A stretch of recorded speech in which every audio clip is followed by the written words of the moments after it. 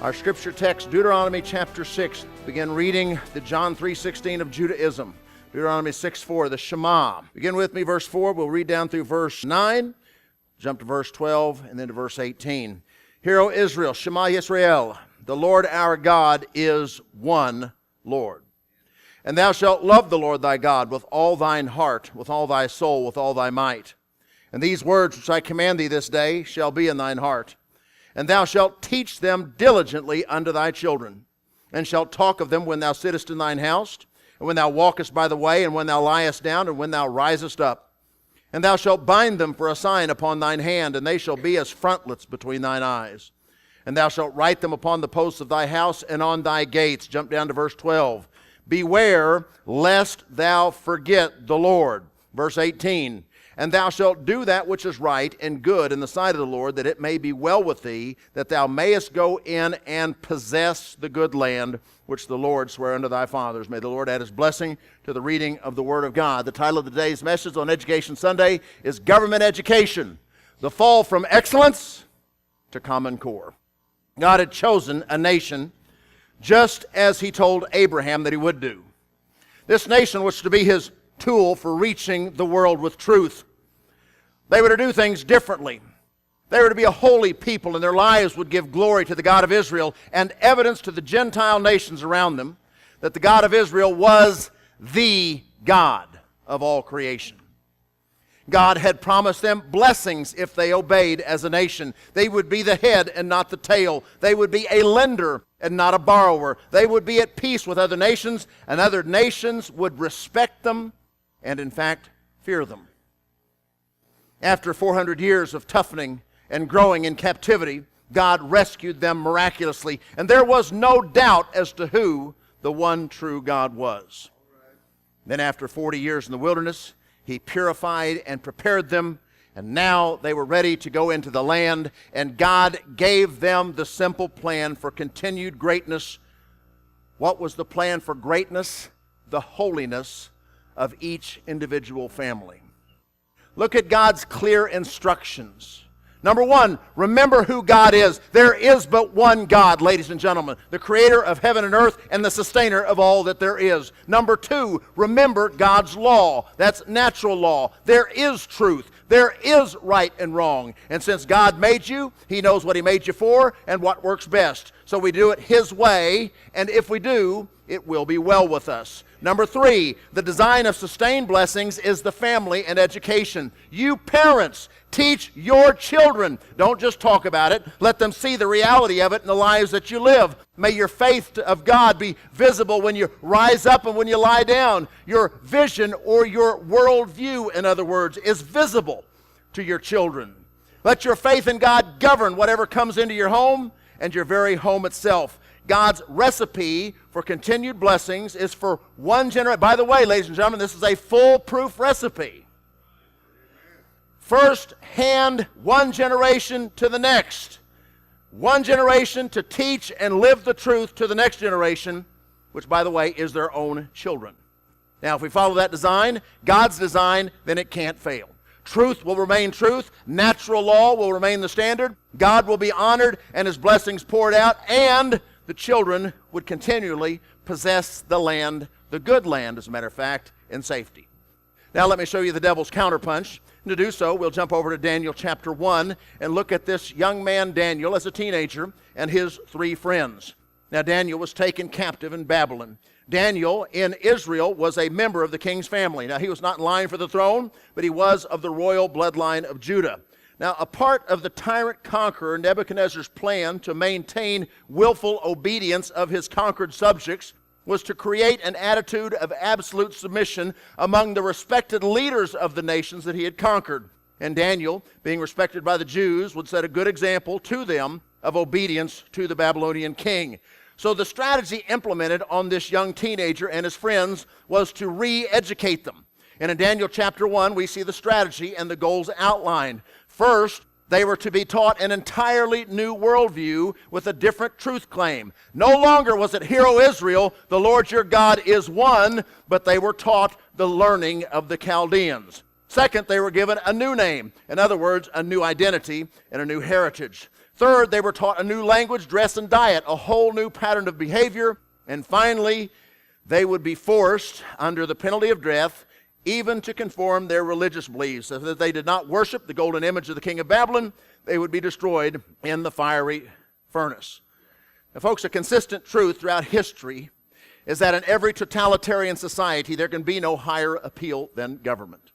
So either you have atheism, which is forced upon the people, as you saw in Red China or the former Soviet Union, where there is no God, consequently there is no higher appeal than government, and government is the one that grants rights and takes rights away. Or you have a theocratic totalitarianism, as they have in Iran or in Saudi Arabia, where government and God are one and the same. And again, there is no higher appeal than the government. Praise be to government.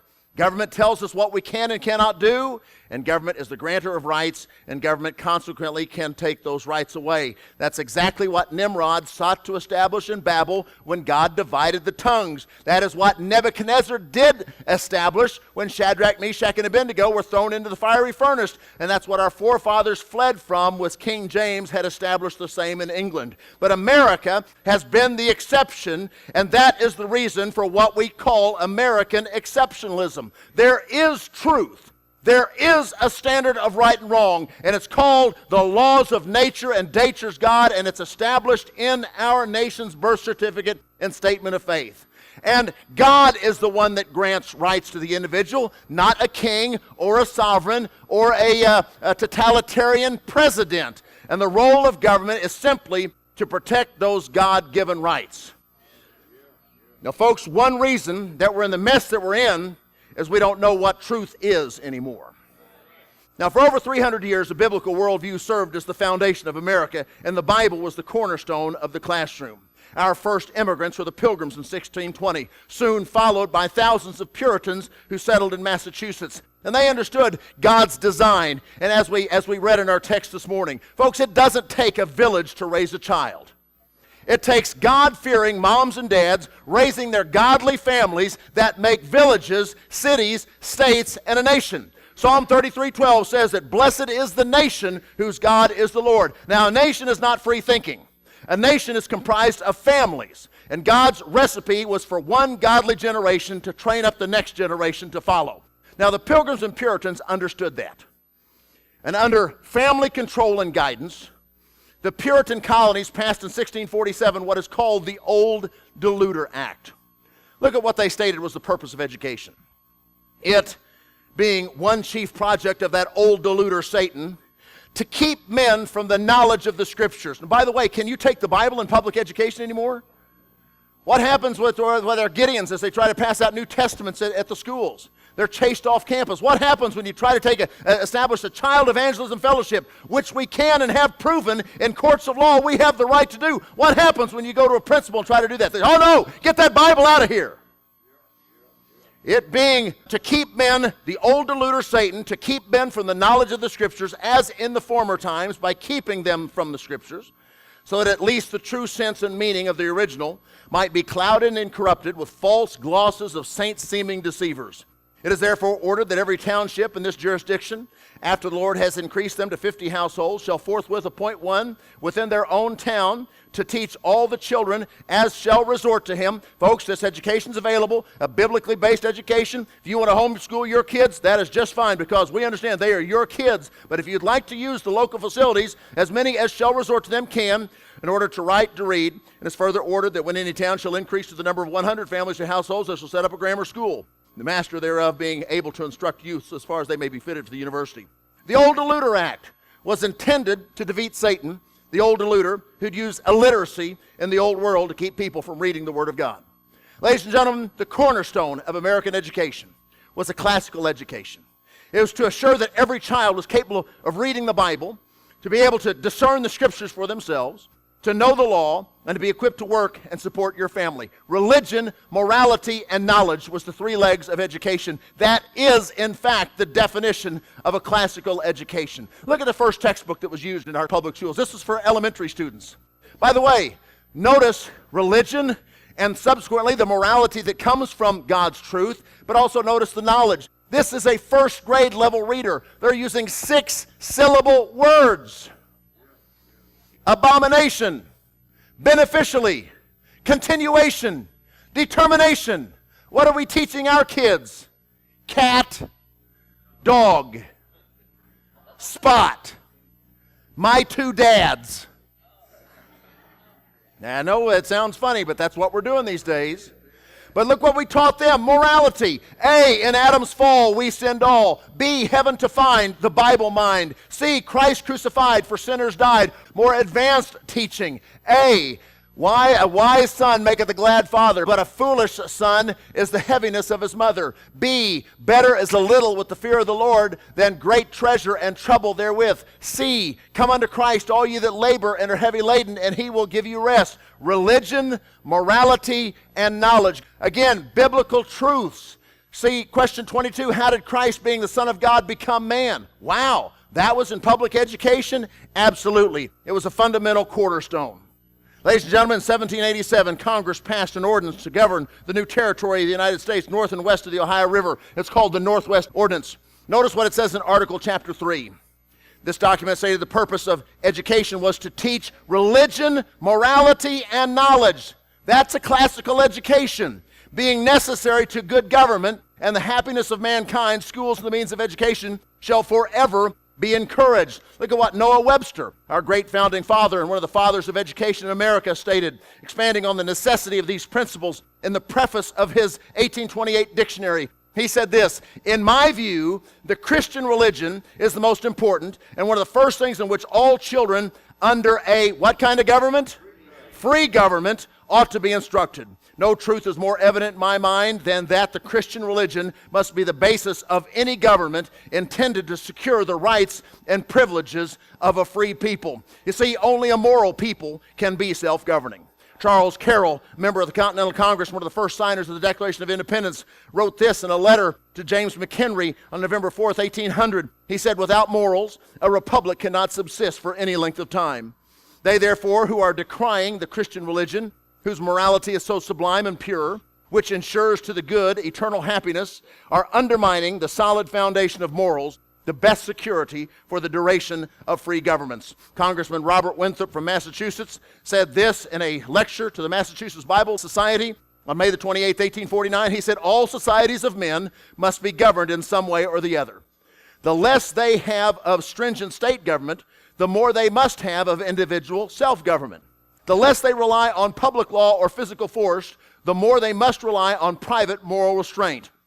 Men, in a word, must necessarily be controlled either by a power within them or by a power without them, either by the word of God or by the strong arm of man, either by the Bible or by the bayonet. It may do for some other countries and other governments to talk about the state supporting religion, but here, under our own free institutions, it is religion, Christianity, which must support the state. Man must be governed somehow. To live free, man must be moral and self-governing. Even Benjamin Franklin, allegedly the least religious of our founding fathers, stated, only a virtuous people are capable of freedom. As nations become corrupt and vicious, they have need of more masters. George Washington, after having given his life to the birth of this country, hence he's called the father of America. After serving in the French and Indian Wars, after serving in the members of the Continental Congress, after serving as the first commander-in-chief of the Continental Army, after serving as the president of the Constitutional Convention, after serving as president for 2 terms, he finally was ready to go home to Mount Vernon. It's like, please let me go home. But before I do, I'm going to write one last love letter to this country, which I've given my life for. It's called Washington's Farewell Address. He says this, of all the dispositions and habits which lead to political prosperity, religion, which, by the way, was Christianity to them. The term religion meant Baptist, Methodist, Presbyterian, Episcopalian. What religion are you? I'm a Baptist. Didn't mean Hindu or Muslim. Those were called clearly false religions by their own definition. Of all the dispositions and habits which lead to political prosperity, Christianity and morality are indispensable supports. In vain would that man claim the tribute of patriotism who should labor to subvert these great pillars of human happiness, and let us with caution indulge the supposition that morality can be maintained without religion. America stands on these two pillars. Don't call yourself a patriot if you're trying to rip these foundational pillars out from underneath the United States of America. John Adams said this: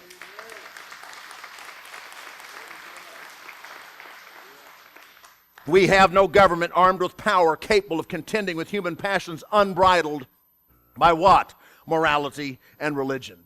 Avarice, ambition, revenge, or gallantry would break the strongest cords of our Constitution as a whale goes through a net. Our Constitution, ladies and gentlemen, was made only for a moral and religious people. It is wholly inadequate for the government of any other." The goal of education wasn't trying to get you to memorize correct answers so that you could advance to the next grade. They were adamant that the next generation could read truth, discern truth, and know truth, to analyze things, to critically think for themselves, for good government, for political prosperity, religion, i.e. Christianity, consequent morality that comes along with it, and knowledge must be taught. And for centuries, America had the finest education in the world. Notice this quote by Robert Peterson in 1983 in his work, Education in Colonial America. He said this: "For 200 years in American history, from the mid-1600s to the mid-1800s, public schools as we know them today were virtually non-existent, and the educational needs of America were met by the free market. In these 2 centuries, America produced several generations of highly skilled and literate men and women who laid the foundation for a nation dedicated to the principles of freedom and self-government. The private system of education in which our forefathers were educated included home, school, church, voluntary associations such as library companies and philosophical societies, circulating libraries, apprenticeships, and private study. It was a system supported primarily by those who bought the services of education and by private benefactors. All was done without compulsion, although there was a veneer of government involvement in some colonies, such as in Puritan Massachusetts. Early American education was essentially based on the principle of voluntarism. And what was the result? Well, French statesman Alexis de Tocqueville came to America to study why we were successful after our war for independence, and France bombed in flames. And he made this observation. He said, in New England, every citizen receives the elementary notions of human knowledge. He is taught, moreover, the doctrines and evidences of his religion, the history of his country, and the leading features of the Constitution. In the states of Connecticut and Massachusetts, it's extremely rare to find a man imperfectly acquainted with all these things, and a person wholly ignorant of them is sort of a phenomenon. Was America a well-educated society? You better believe it. In fact, the Reverend Jacob Deshay, the very first chaplain of the United States Congress, wrote in 1772, "The poorest laborer upon the shore of Delaware thinks himself entitled to deliver his sentiments in matters of religion or politics with as much freedom as the gentleman or scholar. Such is the prevailing taste for books of every kind, that almost every man is a reader, and by pronouncing sentence right or wrong upon the various publications that come in his way, puts himself upon a level in point of knowledge with their several authors." Folks, they were brilliant. If you don't think so, I dare you, go home today, order Amazon, or go by the bookstore and pick up a copy of the Federalist Papers and start doing some light reading before bed. These were arguments written to encourage New York to accept the federal Constitution, written to the typical New York farmer. And now when law students are required to read the Federalist Papers, as if they ever were anymore, how about the Constitution of the Soviet Union? That's probably some popular reading. But they struggle with them. Why? Because they were a brilliant, educated people. Almost no tax money was spent on education, yet education was available to almost anyone who wanted it, including the poor. Why? Because families and churches and communities shouldered the responsibility. No government subsidies were given, and inefficient institutions either improved or went out of business. Competition and guaranteed that scarce educational resources would be allocated properly. Folks, the design of education was for all to have a general knowledge of all subjects, emphasizing a great knowledge of history and civilization, mathematics and science, and to be able to read and write effectively. Folks, for a successful society, we need all trades, don't we? Whether one desires to drive a taxi or to become a doctor is his decision. He's free to live the American dream and to become what he wants, to make a living, to raise a family, whatever he wants to do to contribute to society. And college was optional. There was no need to go to college unless you were going to be a preacher or an attorney. George Washington never attended college. He seemed to turn out okay. Patrick Henry never attended college. First governor of Virginia, 1776. Benjamin Franklin never attended college. Didn't seem to hold any of them back. Now, before we launch in to see what has happened to our educational system, let me pause and make these comparisons between what the contrast in education for a constitutional republic and totalitarianism. For a constitutional republic, free people delegate limited governmental responsibility via defined constitution. That's what we have actually in place. Nobody follows it anymore, but that was the design. The government serves we the people. That's why we call them public servants. Again, in name only. Families are responsible for providing their children with a broad-based education. That is not the role of government. God gave it to you. If you decide to raise an idiot, that's your problem. People are free to choose their own career paths and succeed or fail based upon their risk and labor. By the way, that also is a biblical concept. Those that work hard receive the rewards. Totalitarianism. People are assets of the state. It is responsibility to manage its assets, i.e. you, and trains its subjects to better serve the collective. You don't have the freedom to choose what you want to do. You're an asset of the state. They choose how much to invest in you based upon your potential. And they'll assign you where you best fit to further the collective.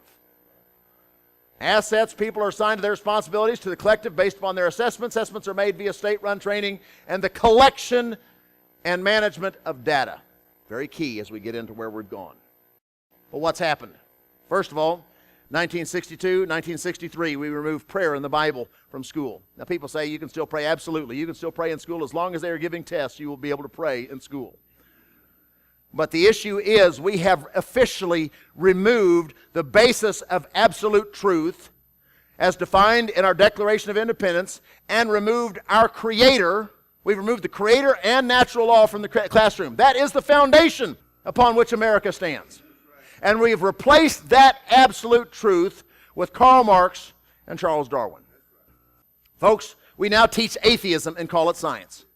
And understand if there is no God, then there is no absolute truth. There is no right and wrong. Truth is relative and life is meaningless. The ends justify the means. Get all you can while you can because we're just animals fighting for survival. And isn't that what we've become? You want to know why teenage crime has skyrocketed? Why we have metal detectors in our schools and teenage pregnancy is through the roof? There is no more right and wrong. Who are you to judge me? And by the way, if we're just animals anyway, then isn't it natural that we should just behave like animals? You want to know why suicide is skyrocketing among teenagers? We aren't taught that we are all fearfully and wonderfully made in the image of our Creator. We aren't taught that God has a special plan and purpose for our lives and loves us so much that He died for our sins. No, we're taught that life is meaningless. And as the accidents of Darwinian evolutions, we're just destined to wiggle around on earth for 60 or 70 years in misery and then cease to exist. Oh, what a bright, happy future that is. By the way, ultimately, if there is no God, then God can't be the grantor of rights, and government becomes the God by default. So that's what happened. We ripped away the foundation in 62 and 63. Then in 1965, LBJ, making an unprecedented power grab over education with his Elementary and Secondary Education Act, assumed control voluntarily through the states. Doesn't have the right to do it, but hey, you know, Oklahoma, if you go along with this new standard I would like to do, then we'll give you money. And our legislators in not just Oklahoma, but all 50 states don't have the character to stand on principle and say, you cannot do that. Stop. We willingly took it and began to give over control. 1978, we took the next step. Government control expanded to creating the Federal Department of Education. 1990 was one of the largest death nails in our coffin when the Republican president, George Herbert Walker Bush, signed on to the World Declaration on Education for All, governed by UNESCO, the United Nations Education, Science, and Cultural Organizations, committed to teaching American kids global citizenship and sustainable development. Ladies and gentlemen, the Federal Department of Education doesn't even control the education your children receive. The United Nations now does. Clinton renewed the United Nations Agenda for Education in 1994 with his School to Work Opportunities Act and Goals 2000, which incorporates this idea. By the way, Mark Tucker, you're going to see his name again here in a moment. He was a leading proponent of socialized education. He said this: what's the purpose? To remold the entire American system into a seamless web that literally extends from cradle to grave and is the same system for everyone, coordinated by a system of labor market boards at the local, state, and federal levels, where curriculum and job matching will be handled by counselors assessing the integrated computer-based program. This was Clinton education, and Mark Tucker was behind it. You know what this is? This is the old Soviet Union education system. And every year, the United States reports to UNESCO on the progress it's making towards its goals, as agreed to in the World Declaration on Education for All. Then in 2000, there was a follow-up conference to assess the progress of Education for All held in Dakar, Senegal. One of the resolutions adopted was drawing on the evidence accumulated during the national and regional Education for All assessments and building on existing national sector strategies. All states or nations will be requested to develop or strengthen existing national plans of action by 2002 at the latest. So the United Nations gave all the member states this command to give a progress report, how they're fully implementing the United Nations education, and you're to do it by 2002. By coincidence, I'm sure, Republican President George W. Bush signed No Child Left Behind in, you guessed it, 2002. Now this began grading schools. If schools did not meet their adequate yearly progress, as defined by the federal government, because obviously they're experts on education, then they would be placed on needs improvement lists and sanctioned through the redirection or removal of Title I funding. Federal funding is now tied to the federal government's definition of your adequate yearly progress. Now this resulted in teaching to the tests, not teaching a broad-based education. It's knowing that this student has to pass this test, so all I'm going to focus on is making sure you get the answers to this test. Outcomes-based education. And then the teachers are also emphasized or motivated, because if they don't pass these national/United Nations standards, then the school could have control jerked away from it and the state could lose funds. So you're encouraged to modify your teaching and only teach these things that are going to be on the test, and perhaps dumb down the tests if necessary to show improvement, or even help your students cheat on the test, because you must meet the adequate yearly progress. And also note this quote from United States Secretary of Education Rod Page.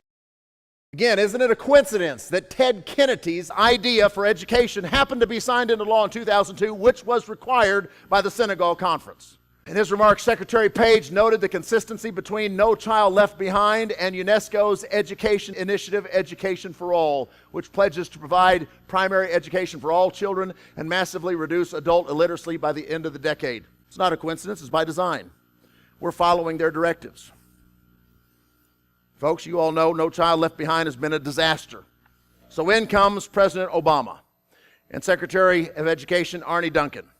And through the Race to the Top initiative, the federal government was given $4.35 billion of our stimulus money. Remember all those shovel-ready jobs? Well, it was a shovel full of something. Go ahead.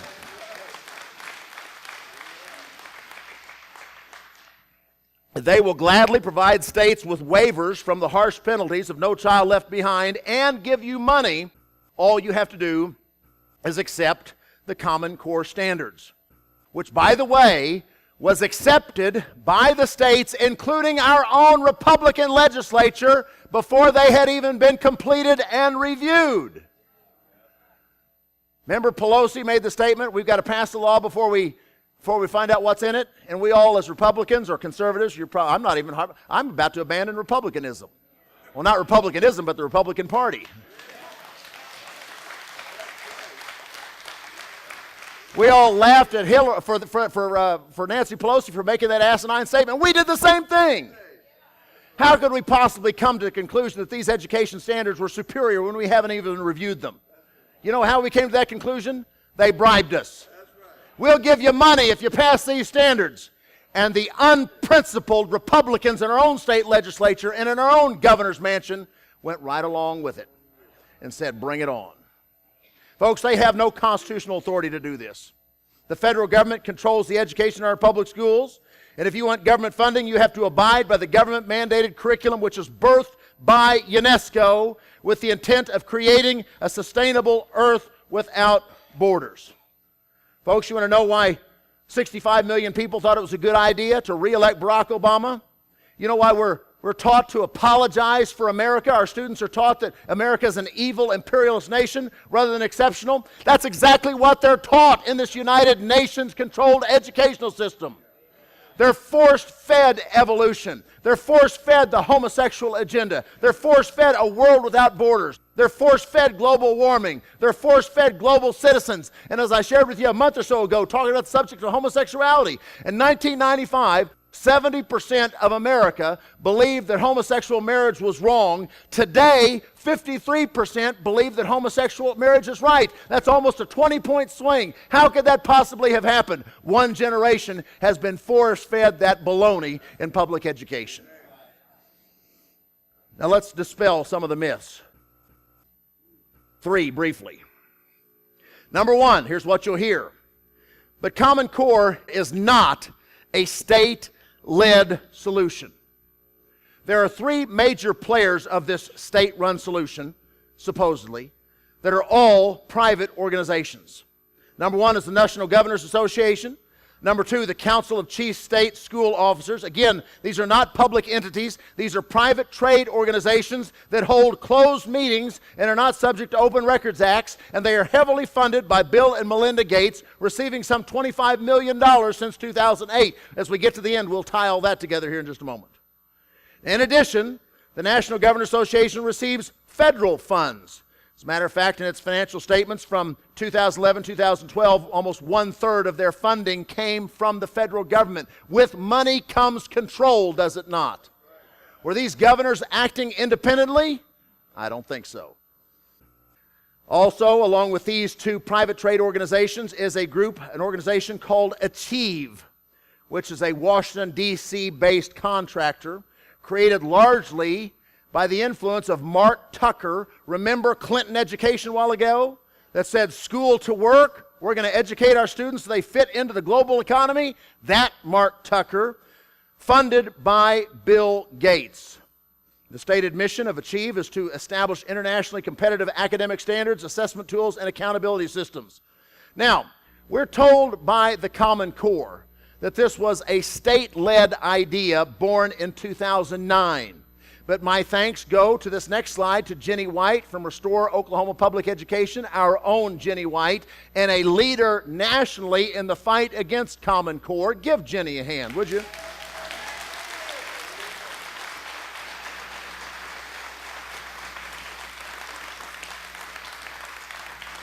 Now, the governors came up with this great idea in like 2009, 2010, but Achieve's own website says that they were working on it in 2006. Maybe they had the idea retroactively as governors. In fact, Achieve chairman Louis Gerstner published an article in the Wall Street Journal immediately following the Obama election in 2008, before he was sworn in, stating his view of the problem and the cure for public education. Look at this. He said this. Here's the problem. We have over 15,000 school districts in America. Each of them in its own way is involved in standards, curriculum, teacher selection, classrooms, rules, and so on. What do you parents know about your kids? This unbelievably unwieldy structure is incapable of executing a program of fundamental change. Didn't President Obama campaign on fundamentally changing America? In order to do that, he has to control the minds of the next generation. I recommend, wait a second, this guy, Louis, I recommend that President-elect Barack Obama convene a meeting of our nation's governors. I thought this was the governor's idea. And seek agreement to the following: abolish all school districts. Goodbye parental control. As a matter of fact, in some of the details that I cut out here, that would remove from local school districts the responsibility of establishing standards, selecting teachers, and developing curricula. What on earth would they be there for then? Secondly, establish a set of national standards for what? Core curriculum. I would suggest that we start with 4 subjects: reading, math, science, and social studies. What a coincidence! That's exactly the same idea the National Governors Association had a year later. Regardless of what our current governor says, or our Secretary of Education says, that this was a state-led effort, the facts prove that this was not a state-led effort. In fact, February 22nd, 2010, President Obama made a speech to the National Governors Association. He made clear his intention that states would ultimately be forced to adopt the Common Core in order to receive Title I education funding. By the way, look at this double talk. I also want to commend all of you for acting collectively through the National Governors Association. Wait a second, are these independent governors, or are they acting collectively to develop common academic standards that will better position our students for success? We're calling for a redesigned Elementary and Secondary Education Act that better aligns the federal approach. No, wait a second. Is this a federal approach to your state-led efforts? Which is it? While offering you the support you need. First, as a condition of receiving access to Title I funds, we will ask all states to put in place a plan to adopt and certify standards that are college and career ready in reading and math. Is this voluntary?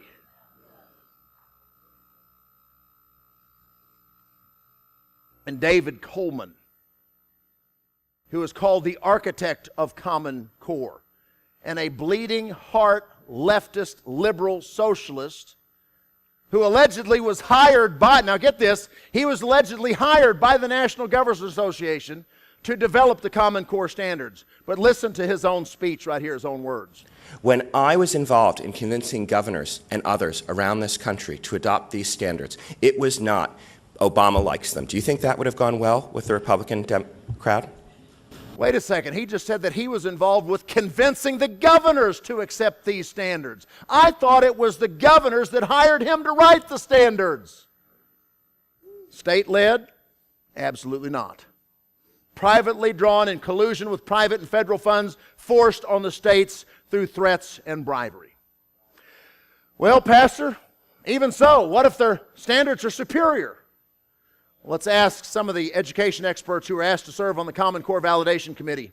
Dr. Sandra Stotsky, the 21st Century Chair in Teacher Quality at the University of Arkansas Department of Education Reform, was asked to serve on the Common Core Standards Validation Committee. After reviewing the standards for English, she refused to sign off on them. As a matter of fact, some of her complaints were these.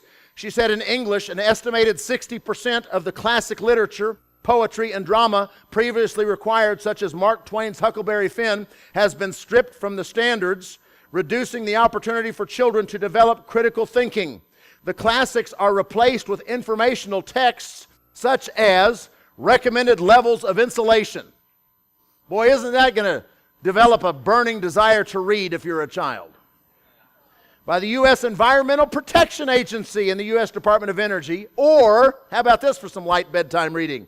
Executive Order number 13423, Strengthening Federal Environment, Energy, and Transportation Management. So folks, what's more important? A broad-based classical education to develop critical thinking, or reading executive orders, international treaties, environmental studies, and training manuals? What about math? Another member of the Common Core Validation Committee, Stanford professor Dr. James Milgram, also refused to sign off on the mathematics component, stating this: The core mathematics standards are written to reflect very low expectations, he said, calling them as non-challenging as possible, with extremely serious failings. In a letter outlining his concerns, Dr. Milgram even pointed to actual errors in 6th and 7th grade discussions about ratios and rates. They are neither mathematically correct or especially clear. Well, why then are so many think tanks and teachers' unions and departments of educations and universities supporting the Common Core? What could possibly convince them to support the Common Core? Oh, that was it.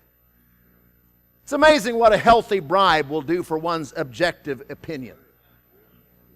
As a matter of fact, even the National PTA was encouraged to endorse Common Core with a $1 million gift. And look at this broad-based solicitation from Gates to all teachers groups or unions, promising grant money of somewhere between $100,000 and $250,000 to their organization if they will simply support the Common Core.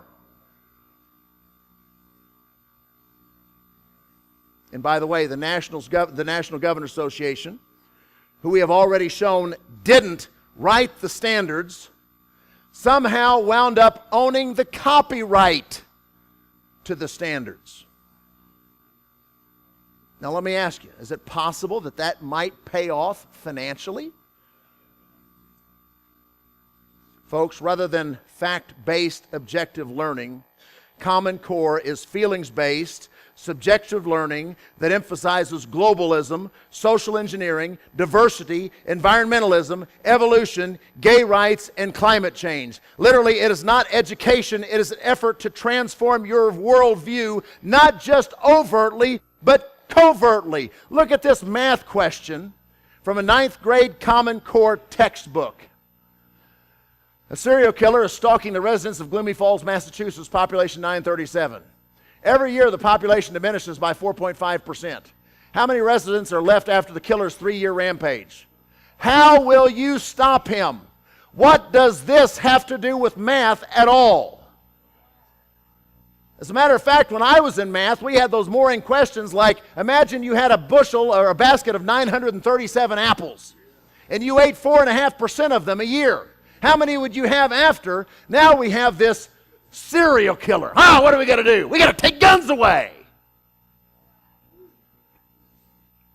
Folks, it's not a classical liberal arts education. It's outcomes based. We're going to control what and how you think.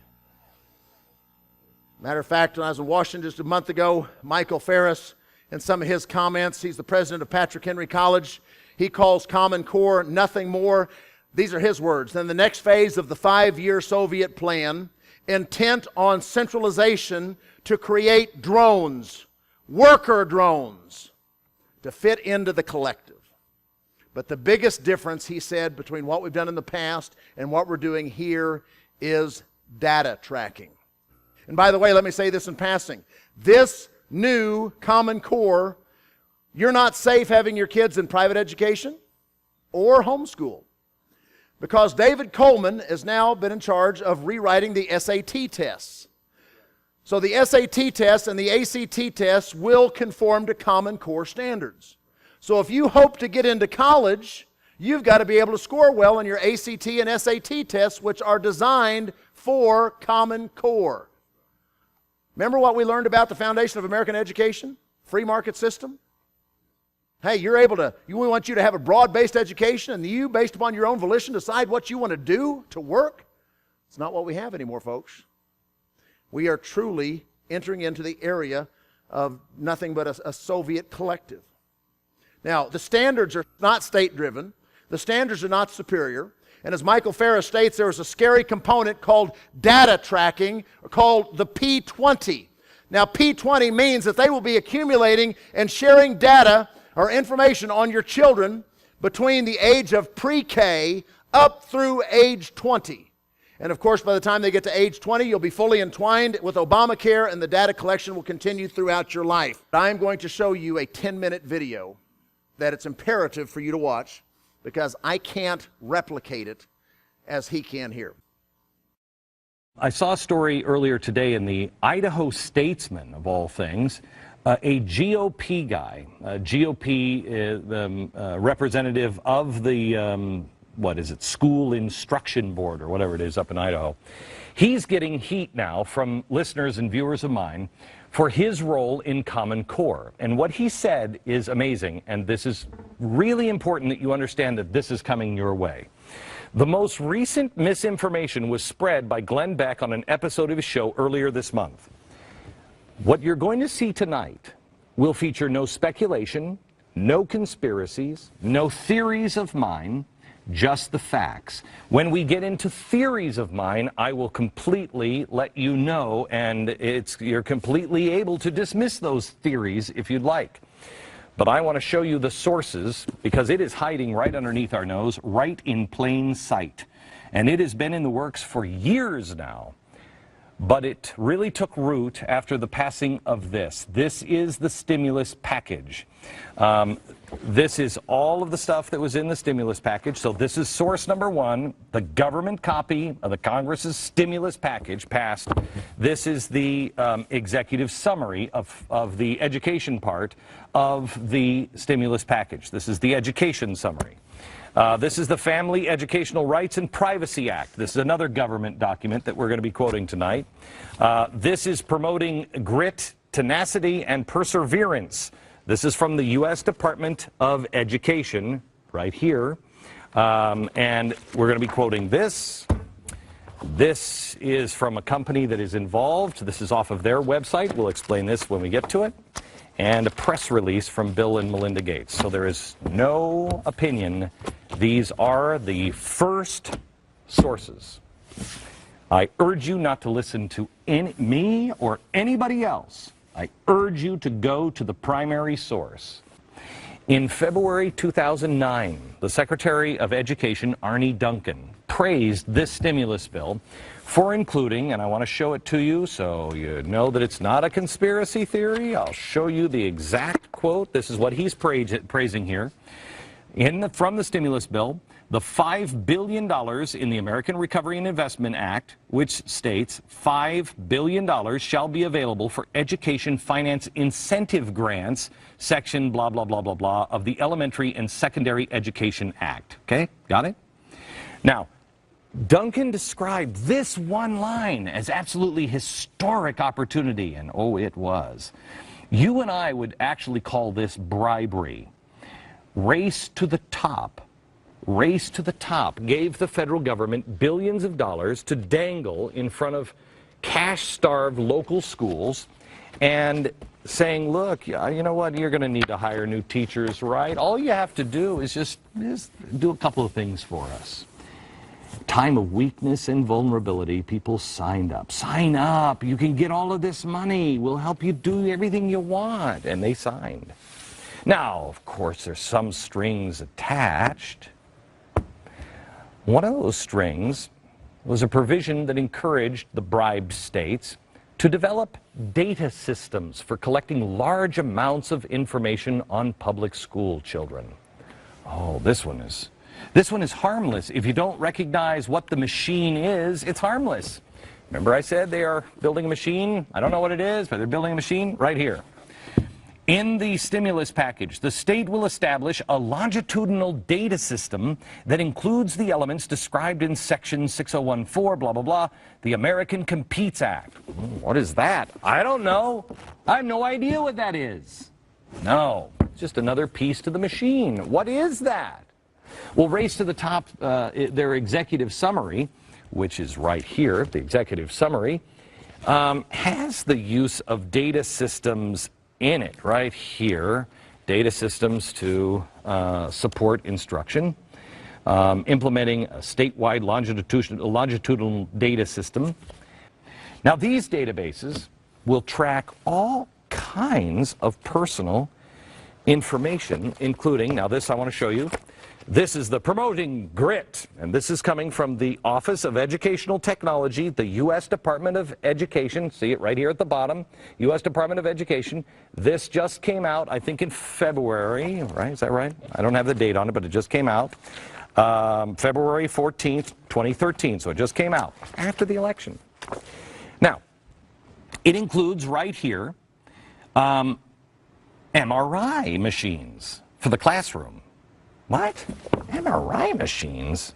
But it also goes on to talk about we're going to be collecting health histories, income information, how much does each family make, voting status for the family, blood types, blood test results, homework completion, hair color, eye color, you know, that kind of thing. Oh, also whether your kid was premature at birth or not, if they have any birthmarks, even bus stop arrival times. Oh man, this is actually all the stuff that they can collect on your kid. Where would you store all this stuff, really?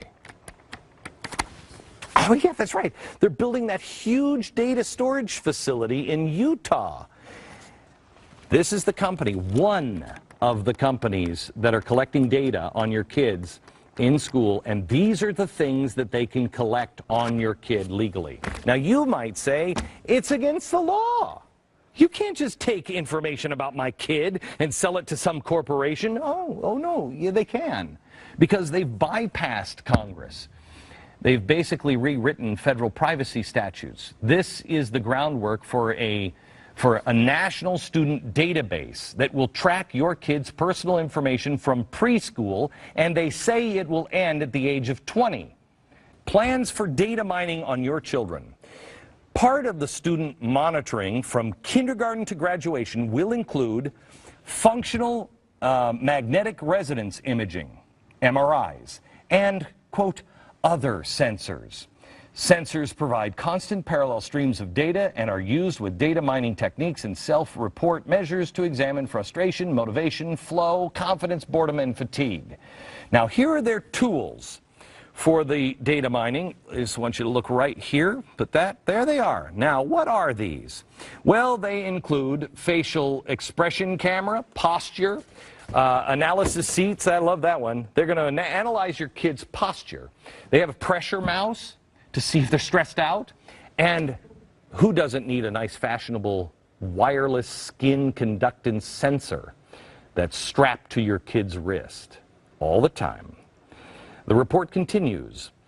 Now, while it is impractical, if I may continue on this, while it is impractical to use MRI in the classroom, Bill and Melinda Gates Foundation will point out that researchers are beginning to use multiple methods to explore how specific brain activity is correlated with other cognitive and affective indicators that are practical to measure in school settings. Oh, well, thank you, Bill and Melinda Gates, for that. It's going to help out the children so much. They're going to be so much better for it. Why don't you parents at the PTA get behind it? They also plan on tracking information on health care, family income, voting status, religious affiliation, extracurricular activity, along with literally hundreds of other attributes on this list. Now, I'd love to hear the explanation on how exactly this all raises the educational standards. They are using your kids as a guinea pig. And quite honestly, it is a glimpse of the disturbing mind of Cass Sunstein in a fantasy sequence. This is a progressive takeover of America's entire school system. And the event horizon on this is so short because they're so far ahead. If you don't gather now as a public and act now in your local and statewide educational systems, you will not be able to stop this. This is a progressive bonanza. And if it's allowed to be in our schools in any form and become the common core of America's next generation, it will destroy America and the system of freedom as we know it. We will be lost. But back when this desk was occupied by a guy in a wheelchair, FDR, there was another guy named Stuart Chase. Stuart Chase was big. He's a big progressive. And in his book that was printed in the 1940s is The Road We Are Traveling. The president has used quotes in speeches from this book. And he talks about business back as usual, question mark, in chapter 4, free enterprise into X. He said the free enterprise system, once we get out of this war, we're going to have to change a few things, and we're going to change capitalism and the free enterprise system into, he said, I don't want to call it communism or statism. I don't want to call it communism because it's not. It's something entirely different. He said, but it will appear this way. It will have a strong central government. Check. It will have a strong executive arm, in fact, stronger than the legislative or judicial branch. Done. Government control of banking, credit, and security. Done. Underwriting of food, housing, and medical. Done and done. Deficit spending to finance underwriting. Done. Abandoned goal for the managed currency. Done. Heavy taxation of estates and income of the wealthy. Done. Youth and people dedicated to government ideologies. This is where we're at tonight. Welcome to the new System X, the progressive future. Ladies and gentlemen, the Bible applies in every age and every era. We may have air conditioning and automobiles and airplanes now, but the philosophies of worldviews that are battling for control are the same as when they were building a tower in the middle of Babylon. Why are they gathering all this information? How can the information be used? Well, many ways. Blackmail, perhaps. You might ask Judge Roberts,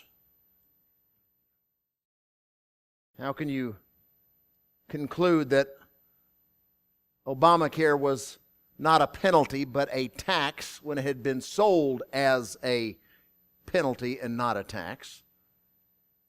You know, people know everything about you. Well, you know, Dave, sure would be a shame if this got out about you. Perhaps it's simply our obedience to the United Nations requirements. Remember our connections with UNESCO?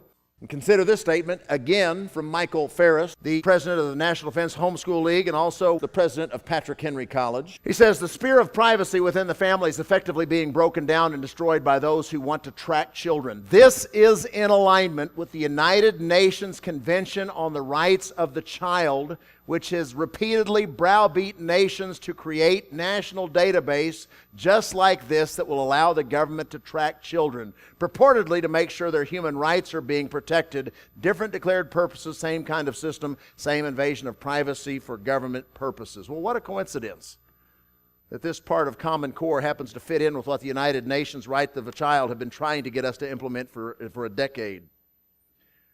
But let me also introduce you to this as far as what power to influence or to assume control that information provides with a totalitarian government. Again, this is our friend David Coleman.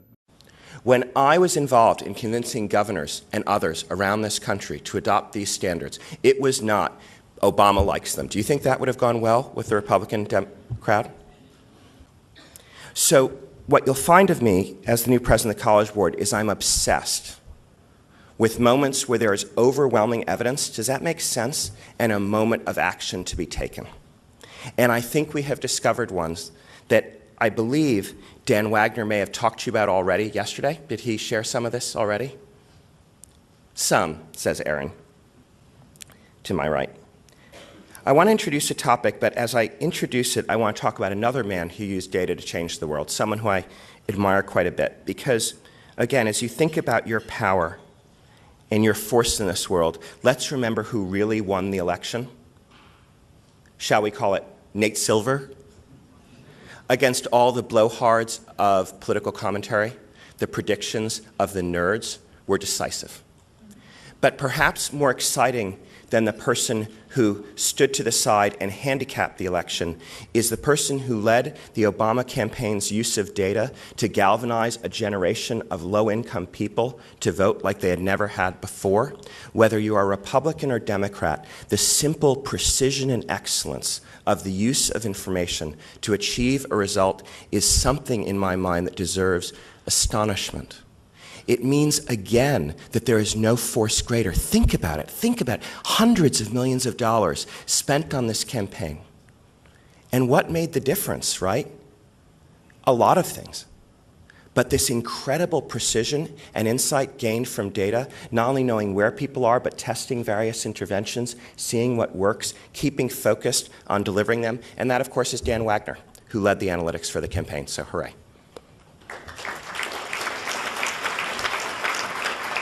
We're partnering with Dan Wagner's team from the campaign on the data side we have the largest We actually have the largest set of data, perhaps, on some counts. As a membership institution, we have a large school counselors are part of members of the College Board, high schools and colleges. How can we leverage our members, in a sense, as an army to propel these kids forward? So it's what we can do directly with students, but also what caring adults informed by data can do for those students. For that, we're partnering with another side of the campaign, of the Obama campaign, that is, with Jeremy on mobilizing, the field mobilization, right? So there's data and there's field mobilization. But we're also talking about communications. We're talking about advocacy and policy. We met the other day on their invitation with the White House because they saw that we were beginning to take the lead on this issue, and they saw an opportunity for this country to get something done. Some people call it low-hanging fruit, which I find a strange way to describe a low-income person, but I'll take it.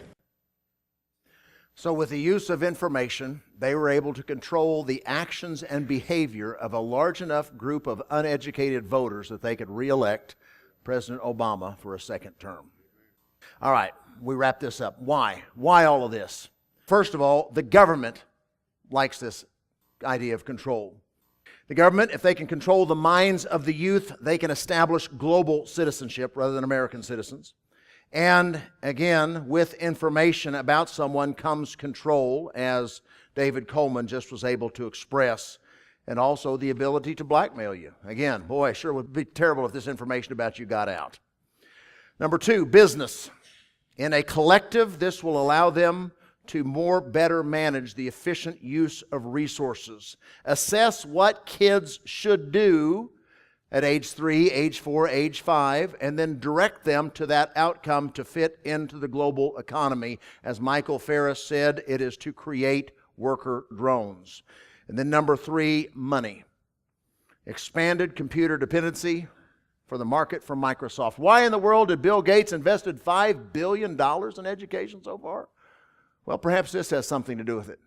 2004, this agreement between Microsoft and the United Nations Education, Scientific, and Cultural Organization. What kind of money does Microsoft stand to make if the entire educational system of the globe runs through Microsoft? It's all about power and money, ladies and gentlemen. From Nimrod to Obama, hadn't changed. We are still dealing with the depravity and fallenness of man. That can only be salvaged by the salvation of Jesus Christ.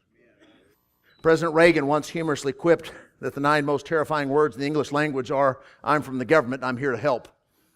Well, in 1960, God was still in education, and education was still controlled locally. Let's see how things have improved since the feds took over public education. In 1960, only 5% of all births were to unwed mothers. Now over 40% are, and 72% of black mothers aren't married. In addition, 1 in 4 young people now have a sexually transmitted disease.